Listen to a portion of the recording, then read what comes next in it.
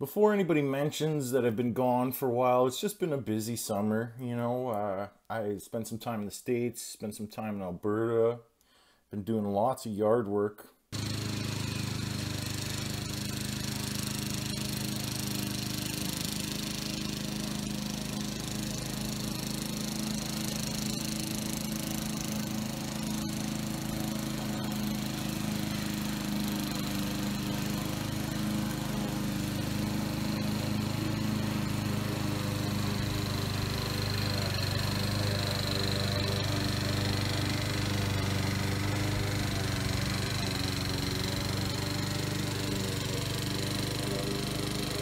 Okay, maybe I wasn't that busy. Let's just get on with the review, okay?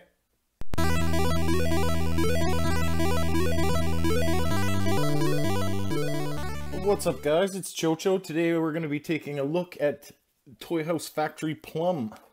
He's a KO. Looks like a nice one, if the box has anything to do with it. Let's see what comes with. I'm going to also be comparing him with my custom Leadfoot that I did, because he may be obsolete now. We will see, I guess. He comes with some instructions. Don't know if we'll need that for a deluxe figure. They seem pretty nice. Good color. Black and white's on the transformation though, so if you need them, they might not be the best. We'll see how that goes. Inside the packaging, we get a couple missiles. We get a couple guns. One looks like a Gatling gun. One's more like a normal firing weapon. Another one of those. Looks like we get a MechTech weapon. Doesn't seem to work that good. I think it was Ratchet who had this one. I think it spun a little more freely, but technically that works. And he's all bagged up, I guess, to protect his paint, which actually looks okay. A little foggy on the Target logo. Not too bad out of box. The 42 looks nice and sharp. Could use a little more here, but I think they're really trying to go for a straight ripoff of the original mold that didn't get released in North America. Obviously, they had to change the decals. This decal's actually quite faded. Obviously, that's a ripoff on Energizer. So you're going to see little fake stuff. Cotton wool. Tums is right straight up. Does Tums have two M's, the actual stuff? I don't know. But that does say Chevrolet, not Chevrolet. Yeah. Really not too bad looking. Here we have Impaler instead of Impala. It's not too bad. Let me clean up the table and we can take a closer look. So here he is with all his weapons in. He looks pretty good, I have to admit. It doesn't roll so well, but I haven't transformed him yet. I think I'll transform him back and forth before we look at the robot mode stuff, just see if I can clean that up. But it doesn't seem to roll, it just kind of drags. We should maybe compare him to some other cars. For my boy Beefatron, I'm going to do all side swipes. We've got the Dark Moon side swipe here, which is this guy, and they do seem to scale pretty well together. I'll be honest, in person I've seen some NASCAR stuff. They actually seem pretty big in person, so I don't know if he could have been a bit bigger, but Dark of the Moon was quite a small line. And then we got a couple other side swipes there from my boy Beefatron Convoy. Go check out his channel, peeps. But he's not off-putting in size by any means, so I think he'll work in your collection if you keep him in this mode. Alright, so I got him in his official transformation here. I will say that I really did have fun transforming him just because it's a little more complex. It's something I've been missing since AOE came out for these movie bots. It's not the toughest thing in the world, but I mean, the front of his car is on his heels here and on his chest. So that alone, I don't think any bot in AOE did anything like that. That's saying something, that things moved around. Now, he's not perfect at all. I mean, not a lot of the Dark of the Moon bots were. You can see he's still got pretty significant backpack there. There's a couple of spots that I'll point out. This hinge for this hip is a little loose. I think that'll vary because the one on the other side is much tighter. So that'll vary. And also the peg system that they use for his shoulder here. Let's see if I can get you in there to show you. See that peg right in there? That's what holds the shoulder arm. That's just not the smartest thing. It's not the best peg. So it's pretty easy to pull that shoulder off. It's honestly, you know, a design thing. Obviously, this is just copying the original design, so I don't think that was a great design. In saying that, I did, you know, as I messed around with them, I did find out that I could basically never get the front wheels to roll properly. There was always just that a touch of lack of clearance. I did notice alternate transformation, so you can see he's not quite fat. I don't know if he needs to be hound fat or not, but I'm going to pull this up and we're going to do an alternate transformation. But I also just want to warn you that everything felt pretty good tolerance wise, aside from that loose hip there. But this hinge is used in transformation. It is a scary one. When you're moving this hinge, you really want to get behind it and carefully move that. It is very scary tight, and this being a KO, you don't know how good quality the plastic is. So if you do get this fella, be careful with that part, because that was not fun.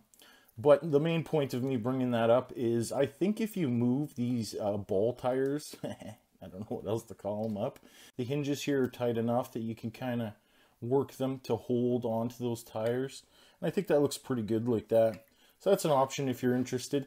I will say that as far as posing goes, and we'll go through articulation shortly, you're not going to get a lot out of this guy. So that's unfortunate. His head's on a ball joint. I'm not even going to talk about this thing, guys. Like, come on. Who really uses these? Thank THF or whoever made this for putting it in there, because that's what he's supposed to come with. But come on. His head feels like it's on a ball joint because you can wobble it a touch. But honestly, there's not enough room there to get any up or down. You're basically getting swivel out of that. The shoulders are super hindered. Like I said, there's a little bit of play here on a butterfly, but it's not really helpful. And you can rotate on that thruster. His shoulders are his thrusters, basically. But you can see that it's just a little ball joint that holds his shoulder there. And you can see because of that, there's no upward movement. That's as high as you're going to get his arm. So that's a bit disappointing. He has a bend at the elbow. There's technically a bicep swivel, but it's at that ball joint. So you kind of can work out getting his arm outward a bit, but you're not going to get it upward anywhere. So even just a base pose like firing, you know, you can make it work. But the sad part of when you work with this articulation and you do what you got to do is you got these hands. Now, I kind of wish those were fists. For one, it would allow you to put weapons into his hands, which in this case you cannot do. And because he has these flat hands, instead of it looking like he's trying to blast your ass right now, it looks like he's just fucking zombie walking, to be honest. Right, guys? So that's a bit of a shame. Don't care for those. Wish those were fists. You do have a hinge on them. Don't know what that'll do for you. You know, I guess you could fold them back. Maybe pretend he doesn't have hands. Maybe that would look better for certain poses. I guess that can work. There is no waist joint. You can see all the stuff going on in there. There is no waist swivel. The hips are on these hinges, these pin hinges, and that's you know, a risky thing to do for tolerance. And that's why you get a loose one and a fairly tight one. The rest of the hip is on a ball joint. You don't get much outward on that ball joint. You're basically getting forward and back. And part of me doing this alternate transformation, not only that I think looks better, even though it kind of keeps these doors should technically kind of overlap that silver. So it does cause that effect, but in saying that, I just think it looks better and it gives you a little more range for these legs. Those tires and all that gut stuff got in the way otherwise. So, but you do have forward and back there. You have a thigh swivel. You have a knee. It's right up at the top here. So when you're bending his knee, it doesn't look like much is happening. But I guess you could say that's 90 degrees. You have no ankle rocker. His toes do move up and down. Again, a pretty tight hinge on the toes on both. And then the heel moves. So it's really easy to get his feet and get him planted really well. There's no problem with that. But you're not going to get a wide stance anyways because those hips aren't very tight. And without an ankle rocker, there's nothing to support him, especially on glass. And he's just going to go out sideways. So that's basically what you're looking at with this guy is, you know, it's hard to move him around. It's hard to keep things from banging into each other. There's quite a few things that, you know, are based on tension. So even this doesn't peg into his back, but it's supposed to rest perfectly, you know, with the hinges and stuff and hold itself in that position. But as you move them around, you're going to find things getting out of whack, you know, not doing what you want them to do. And then you're going to simply want to pick up his arm and it's not going to go anywhere. So a little unfortunate. I do think he looks cool. I think being a KO and a KO that's not that cheap, I think they could have not dedicated so much of the paint work to simply being the same as the first release or similar to the first release. I think they could have added a little more silver and stuff to the lower legs. So as far as paint goes, that's my only little nitpick, is just a little more detail down here, maybe a little bit of red or black in these legs would have really, you know, just made them more cohesive. Those legs kind of stand out as unimpressive. But there's not much you're going to do with him in this mode, to be honest with you. You're going to basically tilt his head, get a cool gun holding pose going, and move on from there, right? That's about all you're going to do with this guy. Here's the THF Leadfoot with my custom Leadfoot that was made with the topspin mold. You can see they're shorter than Bumblebee, but he was supposed to be the Wolverine type, right? The short, stocky guy with the bad attitude. And he's also there with the Last Night Leader Megs, just so you can get a leader class comparison. Let's get the Wreckers in here. And here is the Dark of the Moon Wreckers. You got Topspin, Leadfoot, and Roadbuster. They look pretty cool together, man. I'm going to definitely display them.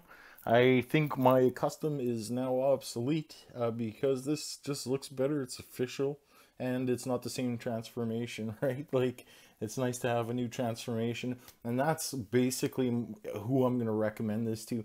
If you are the type that likes to have a new transformation with your bots, just have something different, I think this is worth it to you, especially if you just want to complete a set.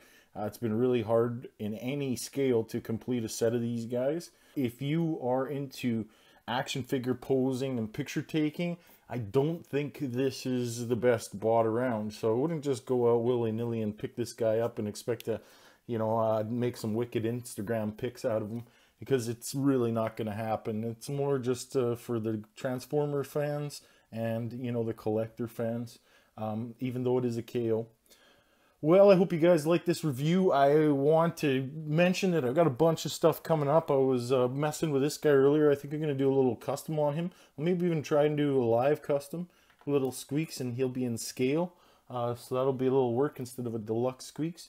I even been doing some different things. I had some fun with this Leo. I gave him a posable bandana and real metal blades and stuff with some extra weapons. I'm going to do a dark wash on him actually right after I finish this video, but I'll probably do a review on him. I've also got a leader class Ironhide that I need to review right away and send that out to Mike. So thanks for watching, guys. Hope I'll see you soon.